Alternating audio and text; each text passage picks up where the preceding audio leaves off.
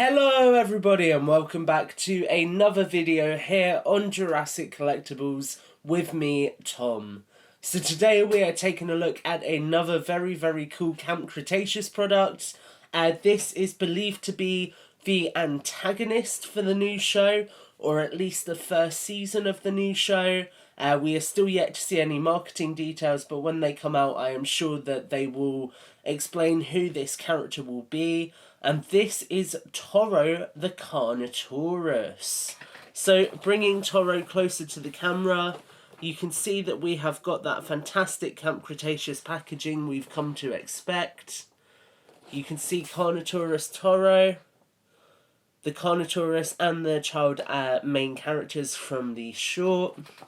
You can see Toro here with the kind of cut on his snout, which is quite, I suppose, an identifying factor for him. All of that kind of like a treehouse centre building sort of design behind him. You can see pushing him back again, that kind of golden Camp Cretaceous packaging. Obviously the Primal Attack logo as well. I'm not actually sure if we've seen that logo on a Camp Cretaceous product before. Usually they are just solely Camp Cretaceous branded, but this is a reuse of a Primal Attack mould, so I guess it makes sense for them to be communicating the play feature that way. Obviously, up in the top corner, it's kind of hard to show you. There's a Netflix logo just tucked behind his head. On this side, we have got Primal Attack. Again, very mixed branding. Whereas on this side, we've got Camp Cretaceous, Bumpy, and some of the other main characters. And then on the back, you can see we have got the Carnotaurus, the Massive Biters, Seats, and the Sarcosuchus. This one does come with the Camp Cretaceous colouring booklet and things like that. We're not going to take a look at that in this review purely because we've taken a look at it in our Bumpy video. But you can see, overall, pretty cool looking Carnotaurus.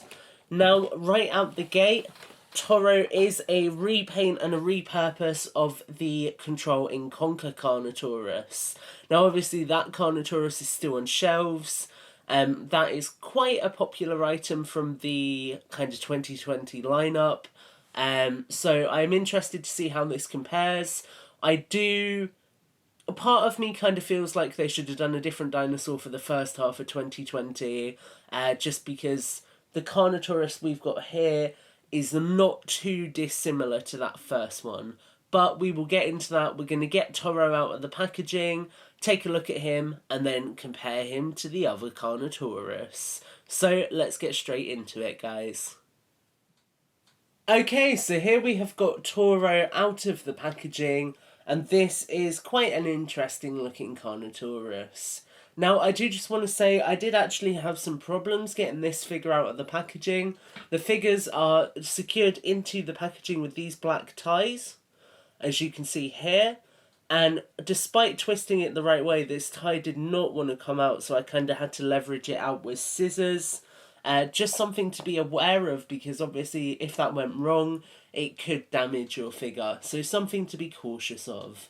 Now, Toro, as you can see, comes in this dark brown colour scheme with some light grey highlights and some darker brown details. If we take a look at the head first, you can see kind of quite shadowy.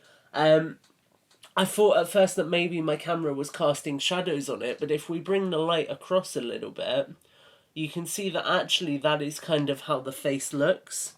It is very kind of dark. It's got quite a lot of dark tones and sculpting around it, but it does look pretty cool. I especially like the kind of indentations around the eyes. I've got the Control and Conquer Carnotaurus next to me, and I'll do a comparison in a moment, but looking at them, these are present on the other one. They're just not nearly as pronounced.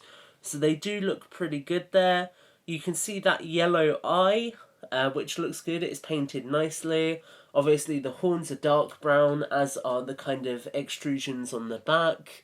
And the main feature with Toro here is kind of this red gash. Now, I'm interested as to whether or not we're going to see how this character kind of comes to earn that injury in the short, but it is certainly very distinctive, and it suggests that maybe this Carnotaurus is a more aggressive dinosaur. So certainly an interesting addition. You can see the mouth and the gums are painted pretty well. You can see if we look face on, you can see the tongue, the yellowing teeth kind of all painted nicely. Twisting around to the other side, you can see we've got a normal sort of head here, no gash on this side, and you get just kind of like a better look at those darker tones and colours. Now it is an incredibly dark figure, the highlights especially are very dark, so that does mean that they don't necessarily pop on camera as well as you would like them to, but I think that's done deliberately to mimic the design of this dinosaur in the show. Now, you will have noticed that this figure is already stooping down, and that is due to a bit of a quality control issue here, which is that the legs here feel incredibly loose. So, comparing it to the original, which I've got next to me, it kind of feels like it locks into place on the original. On Toro, the leg joints don't feel to ever lock into place, they're kind of just in a constant state of movement, and so that means that it's very easy, as you can see there, for the figure to kind of get tilted and get an angle changed. And I can imagine that this is the kind of figure that would unfortunately very, very easily fall off of a shelf. So that is something to be conscious of. Now, it is worth noting it could just be at my batch for whatever reason the joints are looser and they're not going to be like that on all of the figures.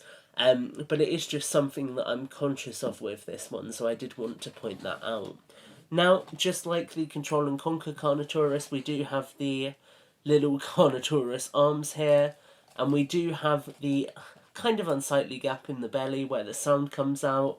We have obviously got the Dino Facts app, scan number just down here, the Jurassic World logo on the other side of the feet, and we do have some nicely painted toenails.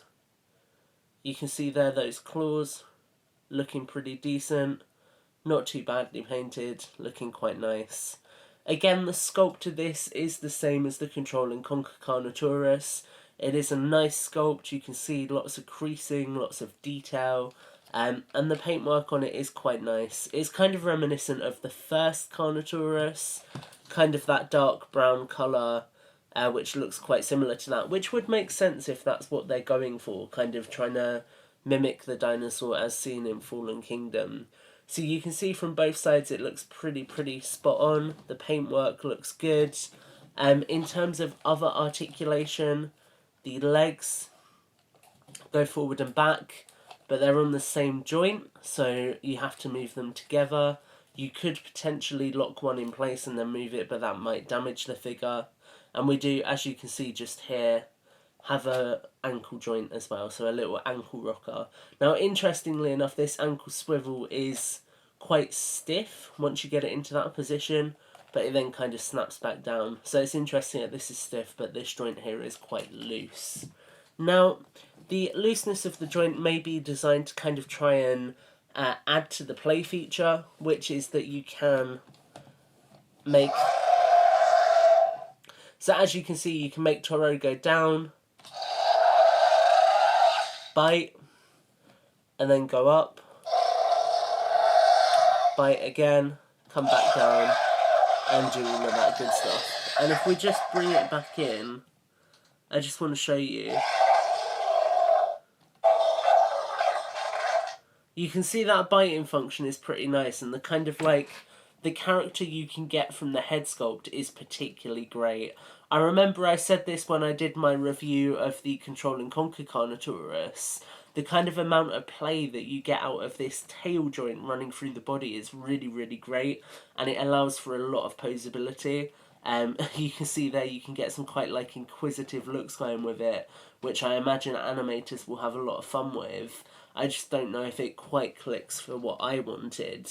But that said, I'm not the main demographic for this particular figure, so, you know, I think it will be popular with kids. I think it works better on the Control and Conquer Carnotaurus purely because the leg joints are a little bit stiffer. But with that said, Toro is obviously going to be a main character of Camp Cretaceous, there is no doubting that. And Toro does compare very nicely with the Control and Conquer Carnotaurus, as you can see here. We keep talking about this, so it wouldn't be fair to not bring it in. And you can see they compare quite nicely. Toro is obviously a lot darker, so this dinosaur, the details kind of pop a lot more because it is obviously a lot brighter, whereas with Toro, the details don't pop so much. But with that said, it is a nice figure. I do think that if you're a fan of Carnotauruses, you will like Toro, you will like the more unique details on this figure. And I think as we get closer to Camp Cretaceous, this figure will probably prove popular with collectors and with fans of the animated short. With all that said, guys, I'd love to hear your thoughts. Let me know what you think of Toro in the comments down below, and do stay tuned for more reviews here on Jurassic Collectibles in the near future. Make sure to like, favourite and subscribe, and until the next time, guys, take care and have a great week.